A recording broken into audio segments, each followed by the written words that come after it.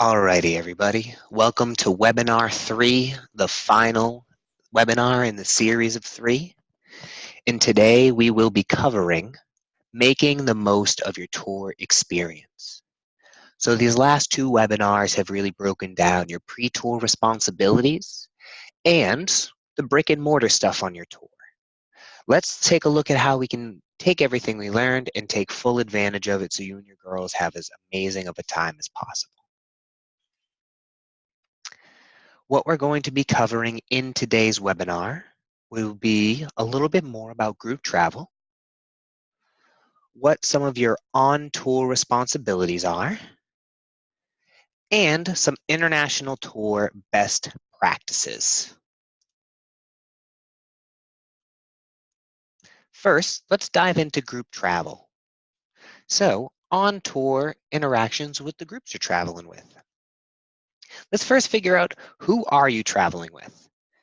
So who travels with EF Tours for Girl Scouts? First, the average size of our groups is right around 35 travelers. Some may have a little more, some may a little less, but average around there each and every year.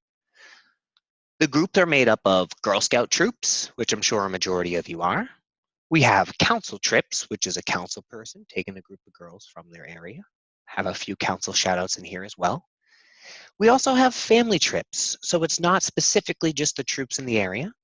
It could be mother-daughter pairs. We also have some dads and brothers. We have some male group leaders, brothers, and other people that travel with these groups. The thing that brings them all together is anybody who travels on the tour with us is involved in Girl Scouts in some way. So, you know at least the physical makeup of who you're traveling with. Now it's time to get to know the other groups you're traveling with. We want you to embrace the unity that Girl Scouts is built on. A positive group dynamic is crucial. Something that I've seen in the tour evaluations over these past years is that having 4 separate groups instead of one cohesive unit travel throughout the tour can have an impact on the experience. And that's why I'm taking a moment to call this out here. And in response to this feedback, we're going to be doing something new. Group leaders are going to be introduced earlier than ever before. Previously, you weren't introduced to the groups you were traveling with until 3 weeks prior to departure. We're going to be connecting you around April to May, so right around a month to 2 prior to your departure. That way you can connect yourself and connect with those group leaders and introduce yourself. You can get the ages of the girls that you're traveling with and the levels of what Girl Scouts they are, where they're from, and what they're most excited for on tour. It's important to know that flexibility is key. Traveling in a large group means unexpected things will occur, but that is why you are here with us here at EF. Now, when I say flexibility is key, I talked a little bit about the pace and how things can pick up. That's because we need some flexibility in the scheduling of the itinerary. The tour director may need to rearrange the schedule in order to accommodate the needs of the group. Or maybe there's some issues with public transportation. Maybe there's some unexpected delays or a shutdown platform. Maybe it's even something on the road, a road closure on the route you'd normally take, intense traffic one day, parades, any kind of unexpected events. The tour director is always doing everything they can to make sure they're 4 steps ahead. So what we ask so that the tour director can take care of what they need is a little bit of flexibility from you on your side. When we ask for flexibility, we ensure that we provide the same. So I highlighted a little bit of why you're traveling with us here at EF. We always want to make sure what we're asking of our travelers, we're bringing the same thing to the table. So an example of this was last year. We had a mudslide that shut down one of the major railways our groups take. We had a group that was supposed to take that train that night. And then we had groups that were leaving the next week, the next couple days, the next 2 weeks that were also supposed to be taking this. So what we were able to do is for the group that was on the ground in Paris when that happened, we were able to get them their own transportation down there. We were able to take care of it all, get them to where they needed to go on time, and they didn't miss a single portion of their itinerary. Another example is those groups that were traveling a couple days, a couple weeks after that happened. We had also taken care of them as well. We were able to get them booked onto flights so that they could continue on with their itinerary uninterrupted. And they got all that information before they left for tour. Now, it doesn't have to be as specific of an example like that. There's train strikes in Paris pretty frequently.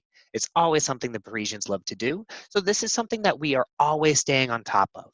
We're always going to be able to get you that new bit of transportation, get you an additional hotel night, and that's going to be something that doesn't come at the cost to you, the traveler, which is number one.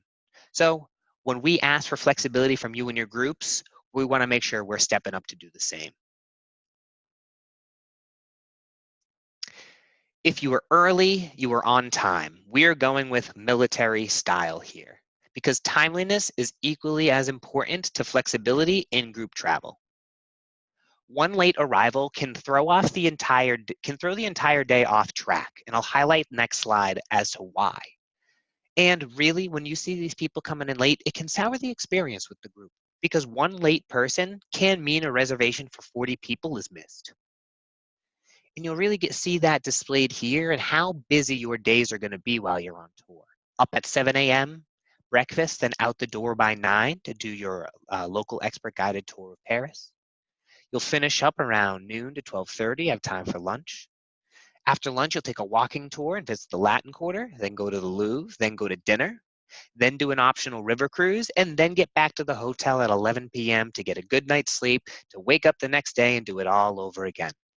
So as you can see, timeliness is extremely, extremely important. Punctuality is something we're going to stress. So make sure you're always arriving a couple minutes early so you can keep an eye on your group. Cool. What about some on-tour responsibilities? How can you make the most of when you are on tour and what you have to take care of as a group leader? So the first thing to know is you have a team. You're not alone over there. Tour directors and group leaders are the best team that you have on tour. Now, we do quite a bit in this tour process. You have your tour consultants that help coach you through all of this. You have myself hosting these webinars, but the tour directors are the secret sauce. They are some of the best people on this planet, and they're leading our tours. The tour director is there to do quite a few things for you. The number one being the tour director is there to advocate for your group. So what you're looking to do on tour, let us know. Let the tour director know so we can make sure that we can get that to happen. The group leader is going to be gathering concerns, comments from the traveler, and communicates these directly to the tour director. So the same way the tour director advocates for you, you advocate for your group. So the tour director will communicate with the 3 to 4 group leaders together on tour. And then it's up to those group leaders to get any comments, anything like that from your group to relay that to the tour director. This way, it's an efficient flow of communication from one tour director to 2 to 3 to 4 group leaders, instead of trying to communicate information to a group of 40 that are busy taking in all the surroundings they have around them. The tour director, on top of that, has quite a few other jobs. It's to communicate with restaurant and hotel staff to make sure every dietary restriction and hotel need is met. They're there to be your local expert and keep the tour on schedule. They are there to help assist in emergencies. And as I mentioned, they're there to coordinate all the group leaders. One thing to note is the only time you won't see your tour directors is during your free time. They use that time to stay those 3 to 4 steps ahead of schedule, making sure everything is on track. Successful group management takes planning. Your chaperone should be your dream team, and they should be involved in the tour process now, sharing them these webinars, getting any information and keeping them up to date. You want to assign roles for your chaperones, not just general guidelines. You shouldn't just be picking 3 adults and saying, we're all chaperoning on tour. You should be choosing people because of the strengths that they can bring to the table. I just listed a couple here, but think, who's going to be your rule enforcer? Who's going to be the one making sure girls are in bed by curfew? That rules during free time that you put into place are stuck to. And if somebody needs to bring down the iron fist because somebody is up past curfew, who's going to be that strong force? Identify them, they're the enforcer. Next, who's going to be the EMT? Not just the person carrying the first aid kit, but let's say a girl needs to stay back at the hotel because she's not feeling well, or maybe make a trip to an urgent care. There's going to be a chaperone that has to go with them and stay with them. Designate that person so those girls know who to go to. Also, if not as important as the medic, maybe even more, is the cool cucumber. There's a lot going on. We ask for flexibility, things change. It's the first time abroad, maybe on a plane, maybe in a city, maybe in public transportation. So who's going to be that person that keeps themselves cool, calm, collected for the girls? Maybe there's a flight delay and you have the enforcer taking care of the flight delay, making sure everything can get taken care of. Who's going to take the girls away to keep them occupied, keep them in high spirits? You want to make sure you have these roles defined, and they'll blend with the mix of your group. Now, this leads very well into the next point. You want to be transparent about the experience and role of adult travelers on your tour. Remember, this is a tour made for and by Girl Scouts. The activities and amenities are geared towards them. These girls are going on this tour because they are meant to build courage, confidence, and character. They're meant to foster these leadership qualities through this international tour experience. So you want to make sure you define the role of the adult travelers on tour so these girls have the full freedom to do so. You want to make sure adults that they're looking to the group leader the same way the girls are. The group leader is there as the leader and the main chaperone. Parents on tour aren't the chaperones for their children. They'll be going to who you define as those chaperones. Make sure that's understood from the start. And of course, communication is important with group management. Establish and communicate rules for your group prior to tour. What are they going to do on free time? Do they need to be with an adult? Do they need to be in groups of 3 to 4? How are you going to be calling roll call and attendance? If you have a group pretty much bigger than 7, it's going to take too much time to count all 10, 15 people on your hands. So how are you going to split these girls up so you can easily call attendance? What about alcohol for adults on your tour? What about curfew? Have these rules be set ahead of time and don't assume anybody knows what they are, because have them be communicated now so by the time you travel come June, July time, they're already second nature. Another thing is take the time to promote sisterhood. We really want to drive home this awesome group dynamic. We see the best tour experiences happen when these groups mesh and flow extremely well. So I'm not going to define how do you promote sisterhood, but some of the biggest successes I've seen on tour is start your tour the Girl Scout way. Bust out some icebreakers and swaps. And yes, on that first day, when everybody's tired from the long travel day, get it done on that first day. And make sure you're encouraging all your travelers to go beyond your group. Now, it could be little things. Sit with somebody at dinner, talk with them during a walking tour. But again, some of our most successful group leaders, they work all together on their tour to shuffle seating on the bus so that you can make sure people are mixed up. Also, our best group leaders, they embrace the rooming arrangements for girls. Now remember, there's a chance that you're going to have girls in your group be sharing rooms with other girls. Some of our group leaders start this from the beginning and have girls from all these different groups sleep in each other's rooms because it really blends that sisterhood, that unity that Girl Scouts is built on and makes for an awesome group dynamic.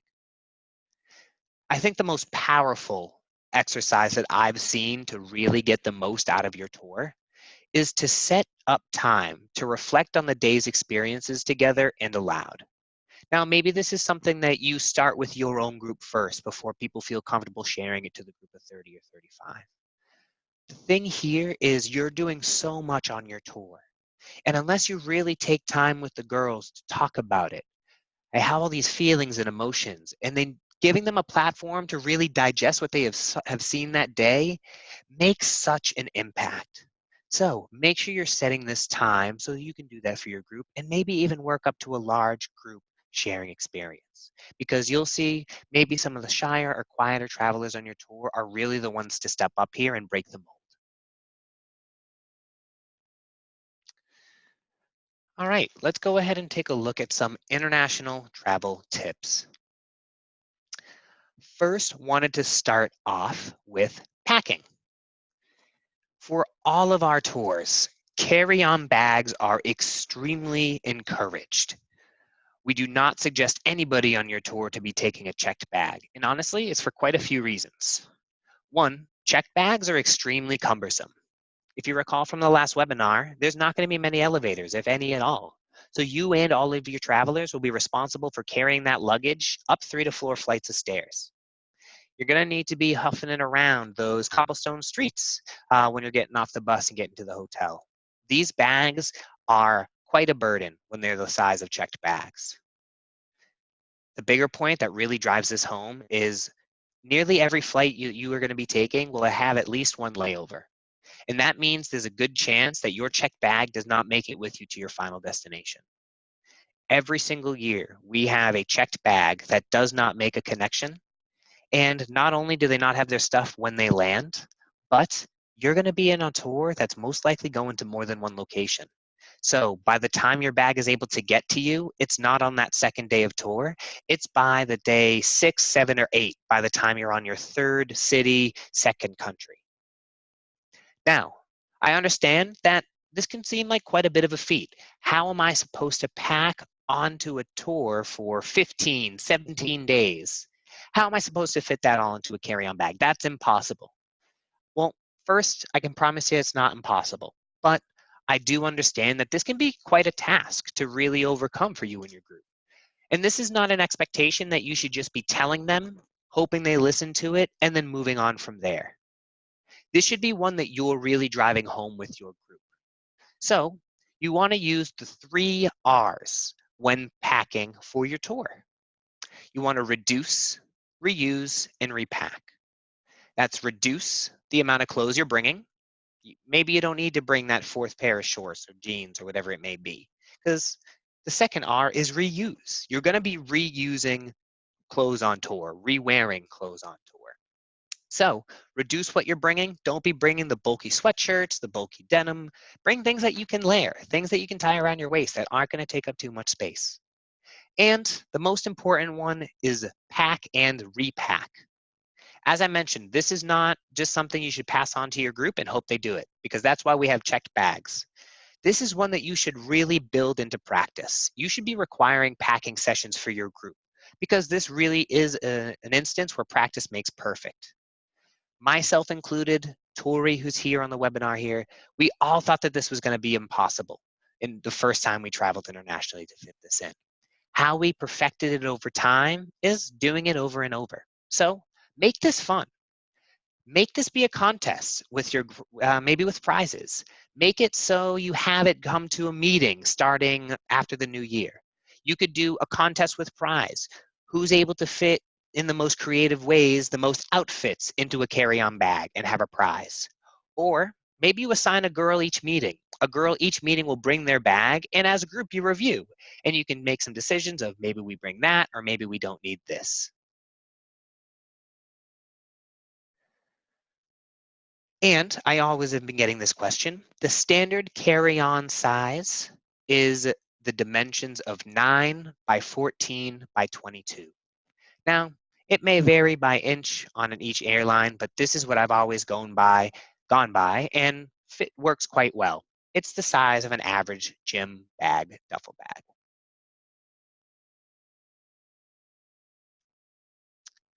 Tipping. Who are we tipping, and how much are you expected to tip? So, you want to make sure the first thing you're doing is getting the exact amount you're responsible for the customary tipping while on tour. I want to bring your eyes up to the top right-hand corner of the screen, where I have an example for our London and Paris tour. Now, while the amounts for each tour will differ, the rate is the same. So, you are tipping your tour director $6 per day of tour. You're tipping your tour bus driver $3 per person per full day of tour. Transfer drivers, you're going to be tipping them $1 per person per driver. And local city guides, you will be tipping $2 per person per guide. Now, you want to make sure your travelers have this amount ahead of time, because they need to budget for it, because you will be collecting your tip money prior to departure. The exact breakdowns are available from your tour consultant, so feel free to reach out to them to get the exact amount that you should be budgeting for on your tour. One thing that's different from the US is that restaurant staff abroad are not expected to be tipped. So any of the included meals that you have with us here, you're not expected to tip. Any of the meals that you have on your own during free time, you are also not expected to tip.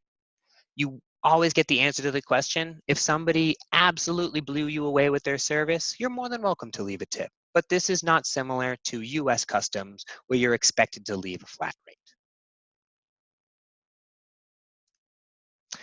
Currency.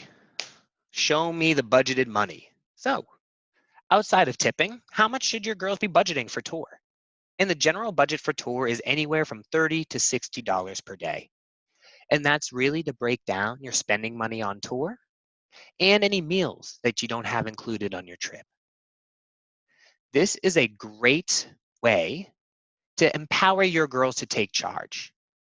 This is an opportunity that you can discuss how they feel comfortable handling their spending money on tour.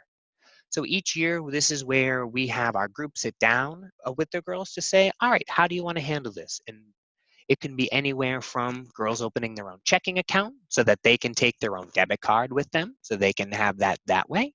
It really uses the skills that they learn while budgeting cookie dough and cookie funds and doing all those cookie sales.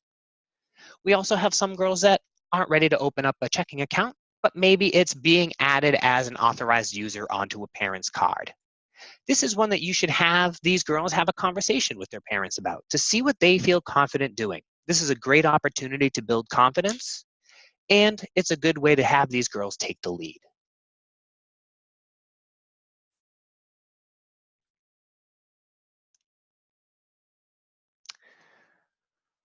I want to highlight a couple of our girl-led resources. This one is our On Tour journal. This was first released last year. And we really wanted to highlight it here because it is just such an amazing resource. This really harps on the idea of reflecting on your day-to-day experiences.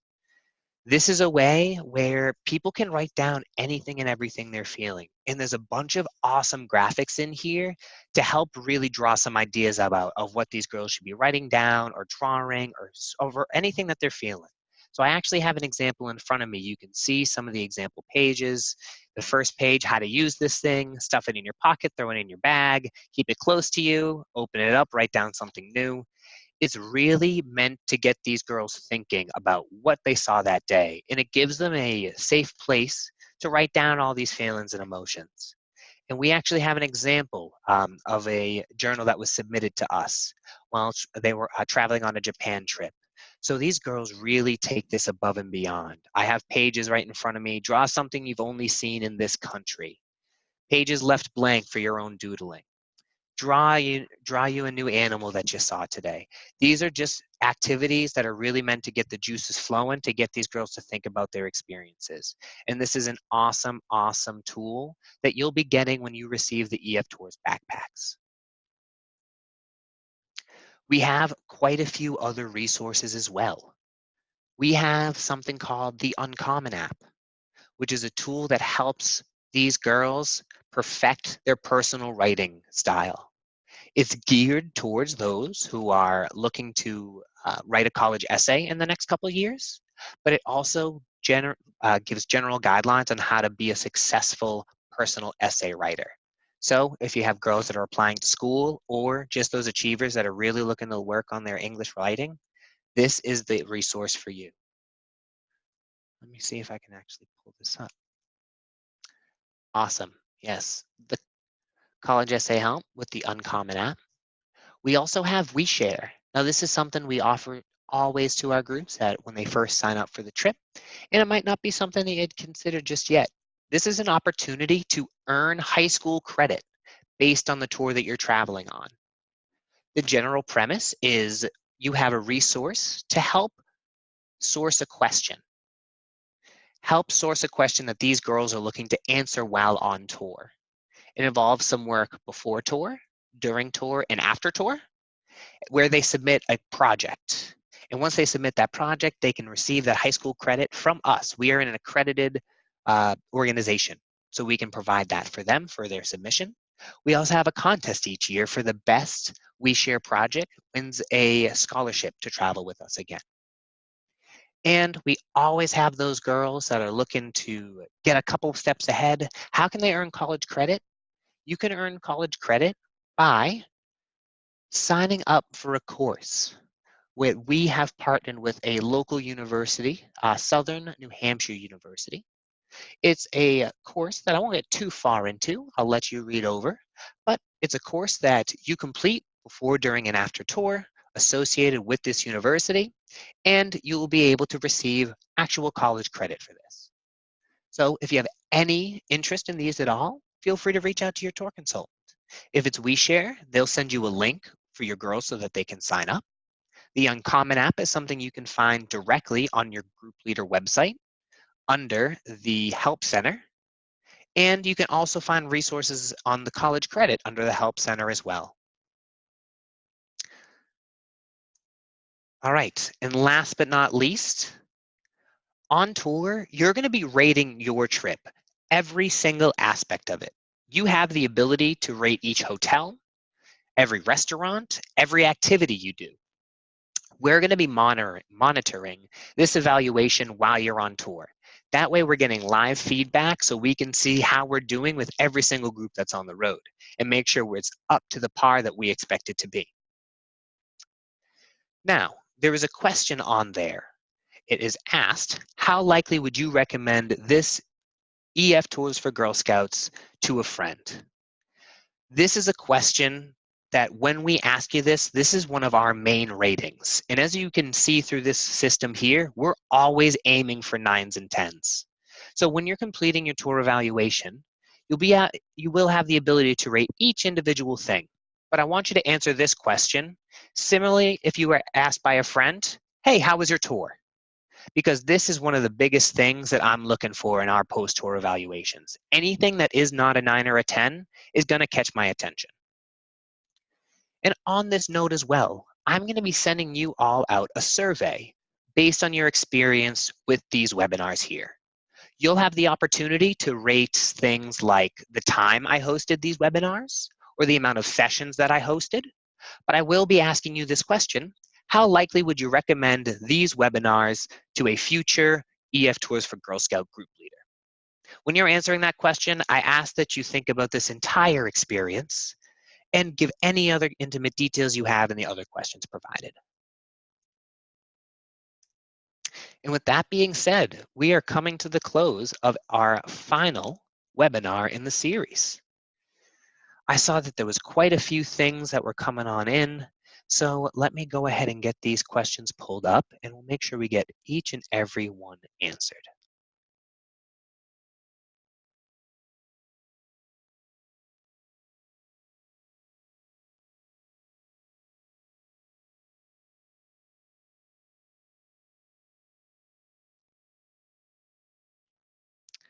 Just gathering some of these questions right now. Awesome.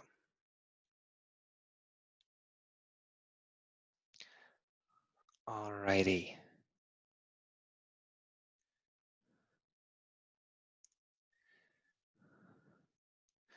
All right, first question we have here. Great. So, question, what if you are the only adult going with your group? Well, that means that you're going to be wearing quite a few hats while on tour. So you're going to want to make sure that you're able to balance all of those responsibilities I talked about. What I really do suggest is getting a second chaperone. It's really, really effective to have at least one additional person there. In the simplest of terms, if you have a girl that's required to go to the hospital, you can't leave all of these out. You're going to have to bring that girl to the hospital and can't leave the other girls behind. So you would need to bring all of them with you. So you're going to want to go ahead and look into that so that you can make sure you get that second person really accounted for. It's something also that you want to go ahead and check with your council on, because they may have rules specifying what you're required to have while traveling on tour. What are the dimension requirements for carry-on luggage? That is a great, great question. So the general guidelines for carry-on luggage is 9 by 14 by 22 inches.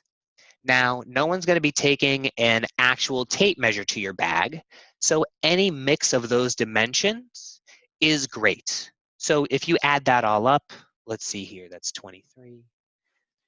It's about 37 cubic inches. Any kind of carry-on bag that adds up to that will be great for you to work with. Will there be any laundry facilities available at any hotels? Most likely not. I'm going to say don't expect laundry to be available at any of the hotels. One, it's not something that's very commonly offered.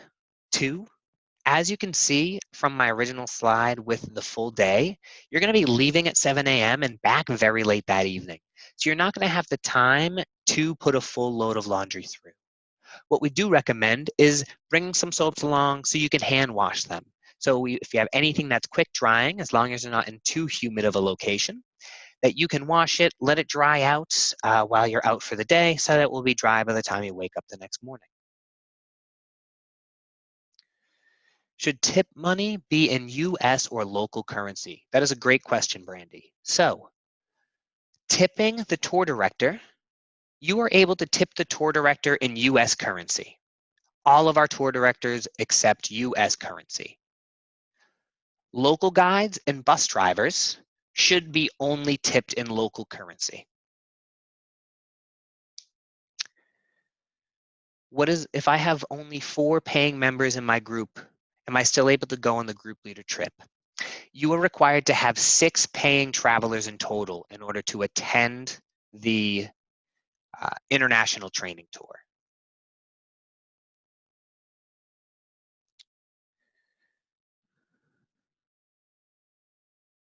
I have an individual question I'm going to do a quick response to. Actually, I'll save that one for the end. Jennifer Cook, I see you've posted a question.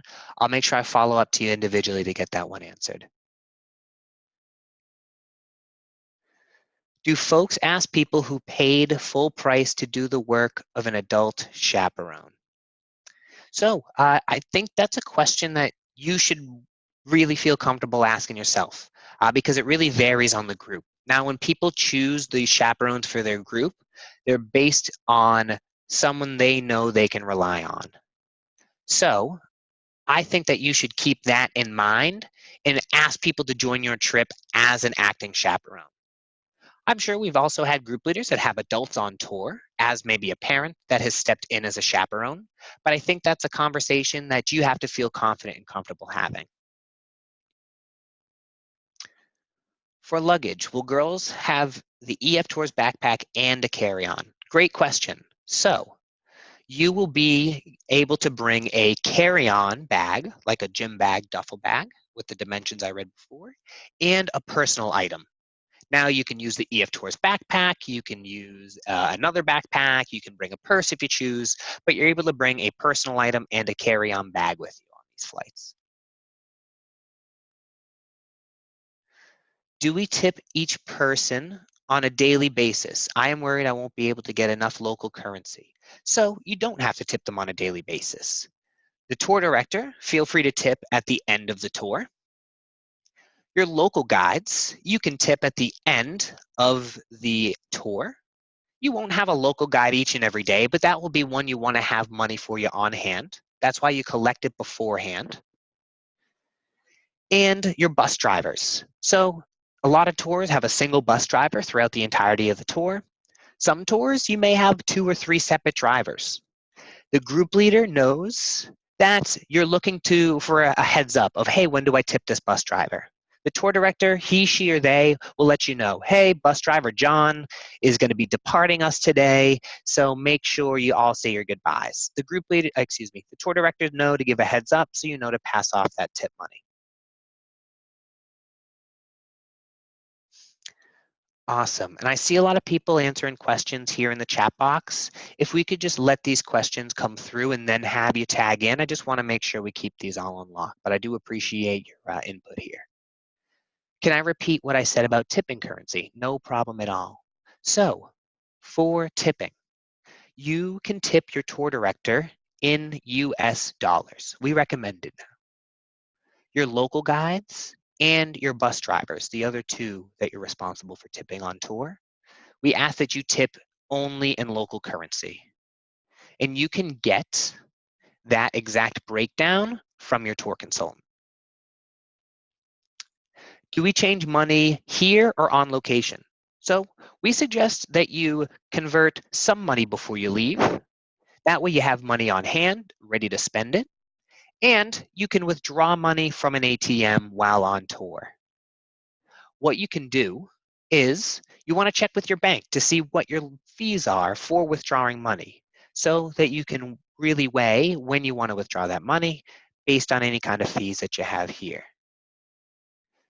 For specific questions on what local currency should I tip in, that's one that I'm going to have you chat with your tour consultant with because it will change depending on which tour you're a part of. So to ask what you should be tipping in, you can chat with your tour consultant to get that off a base-by-base answer. Awesome. I have quite a few more questions here, so I'm going to go ahead and take a look at what we have yet to address just yet.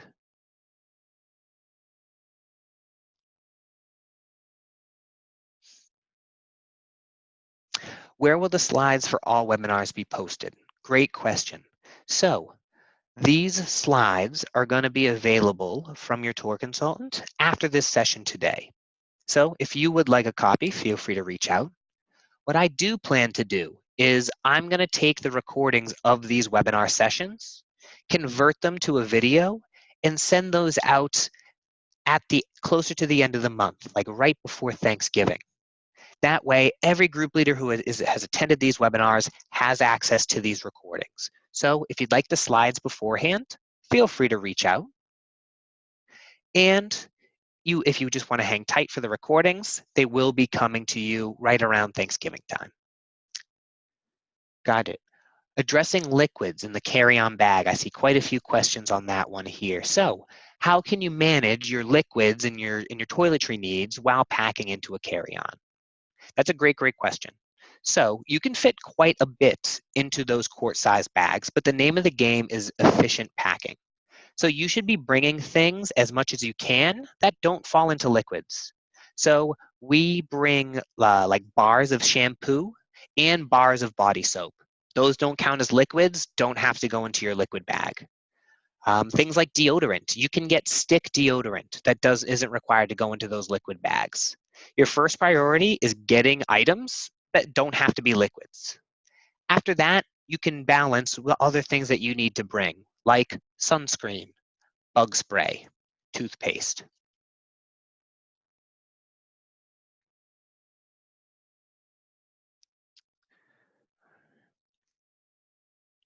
Also, in addition, instead of shipping it ahead of time, which I got a question for, you also have the ability to buy things while you're on tour. Let's say your sunscreen in Latin America, it doesn't make it all the way to the background of the tour. This is something our tour directors are aware of. They'll be pointing out things where you can buy extra sunscreen, extra bug spray, etc. Bring what you can to get you through the start, at the very least, if not the whole, and then anything little that you'll be able to buy extra while on tour.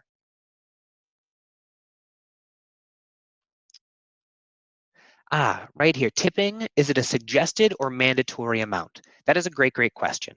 So this is very similar to what we're used to tipping as restaurants here. It is expected to leave a tip. It is customary in this career field, in this occupation, to receive tips for the services. So, of course, if you feel dissatisfied with the service, one, make sure you let us know, but two, you would not be expected to tip.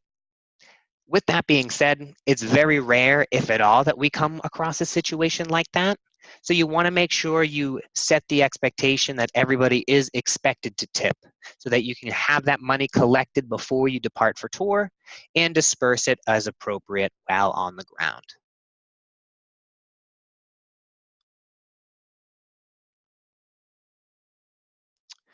I saw some questions about the sample tipping guide that I had sent.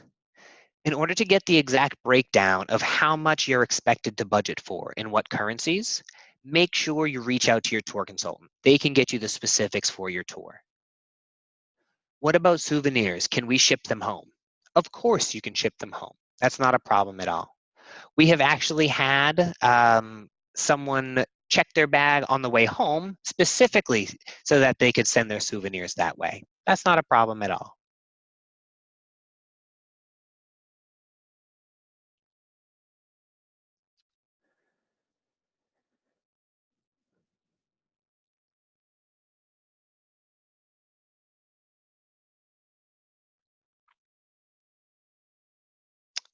All right, I'm just going through these questions here to make sure that I have answered them all.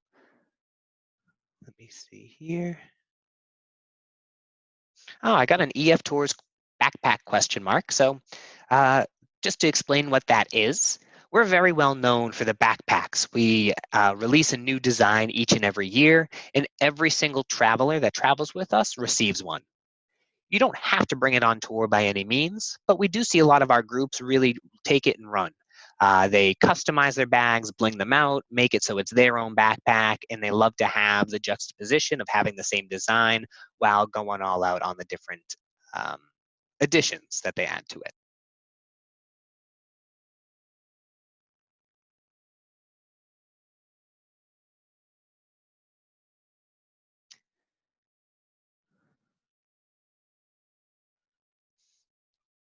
How many group leaders typically go on an international training tour? I would say it's about 40. We may have a couple more that go in there, depending on the location and the size that we have, but let's round it to around 40.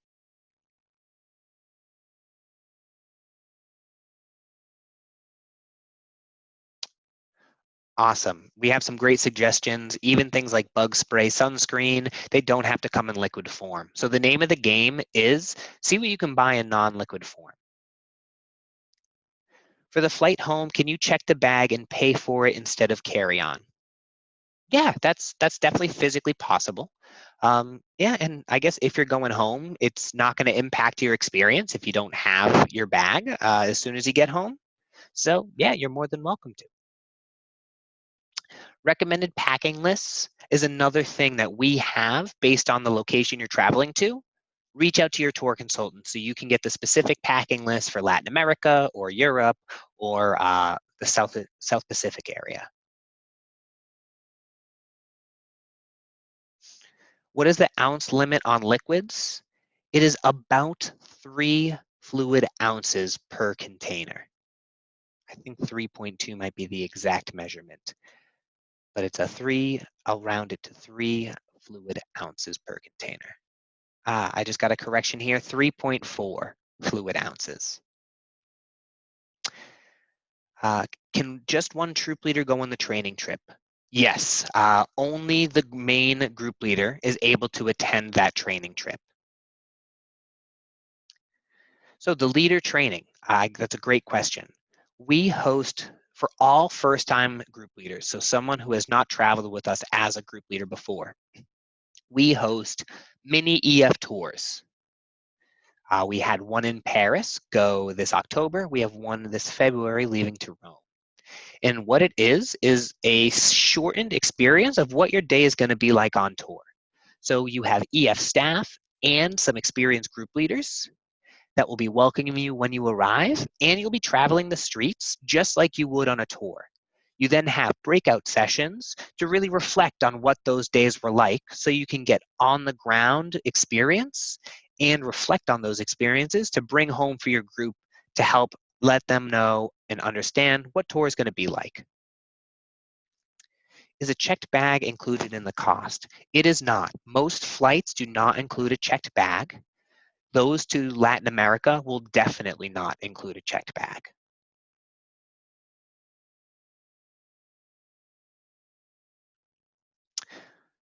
That is correct. Am I saying that we should not have any checked bags to go on tour? That is correct. That is the goal.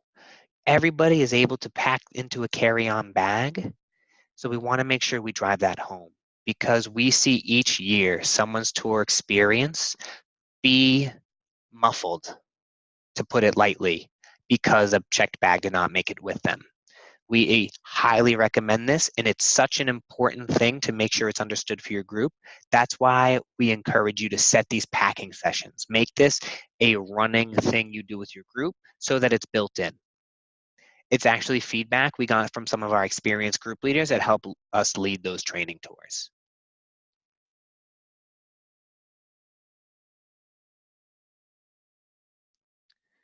Yeah, from us here at EF Tours, we'll always recommend that you never bring your checked bag. We just see it sour the experience too much. All right. Any last questions here?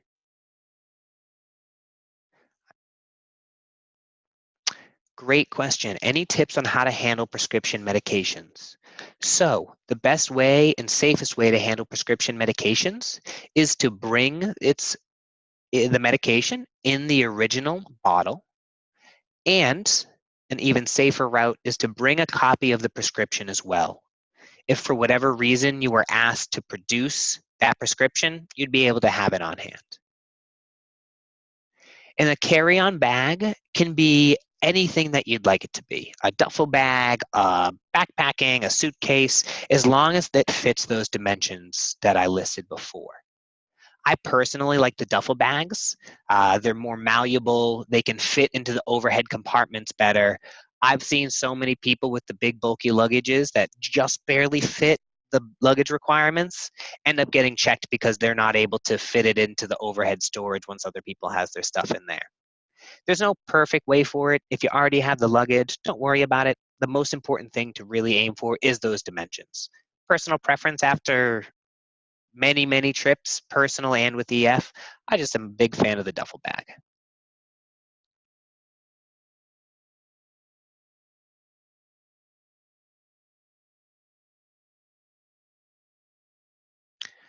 All right.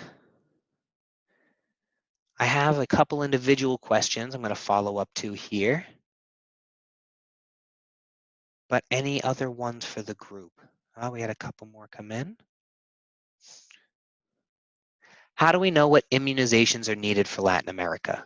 So any tour, although you're not really, I can't imagine any, I haven't heard of any for like European locations. Anything medical, bring it to your primary care physician. Let them know where you're traveling, because anything that you would need is based off of your medical history. Some of your primary care physicians, they might not have the expertise of those areas. So they may even recommend you to somebody who knows more about what you're asking. But the name of the game is speak with the medical professionals. They'll be able to have a better grasp due to what your medical history is.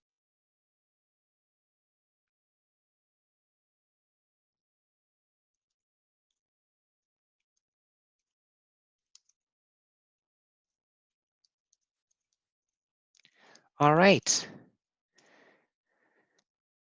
We're going to do one last call for questions here. If you feel I haven't answered one of your questions, please resend it to me.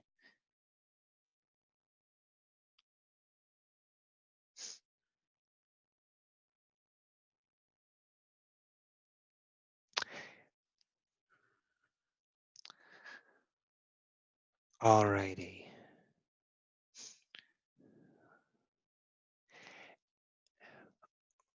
For visas and such, that's something that you can find on your to-do list. It will lay out the timeline that you need to start looking at these things. All right, I'm going to go ahead and stop this recording real quickly.